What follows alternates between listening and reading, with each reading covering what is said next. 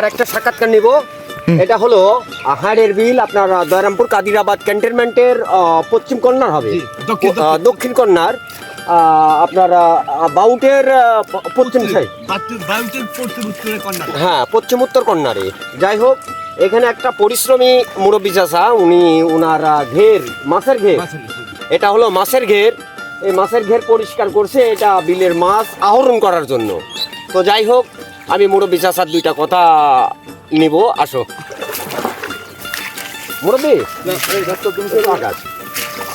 এই যে আপনার যে মাছের ঘেরটা, এটা কি সাফ উঠাচ্ছেন?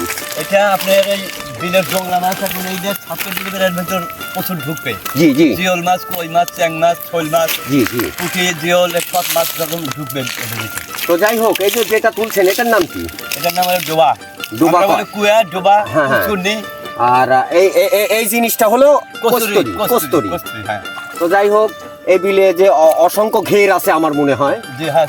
তো যেখানে আপনার 17টা ঘের আছে, প্রত্যেকটা ঘেরে পর্যাপ্ত মাছ জি। আসে আর কি। মাছের চাষ করা। তবে যাই হোক, এইবার তো বিলে পানি কম, পানি কম হয়। পানি কম কারণে মাছও কম হবে বা মনে হচ্ছে না, বা আশা আছে যে মাছ থাকবে।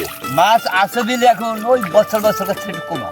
তো যাই হোক, আমরা যেহেতু বাঙালি, মাছে ভাতে বাঙালি, একটু খাটনি করলে হয়তো 2, 4টা 5টা মাছ যদি ঢুকে পারে, এটাই লাভ। তো যাই হোক, ধন্যবাদ আপনাকে।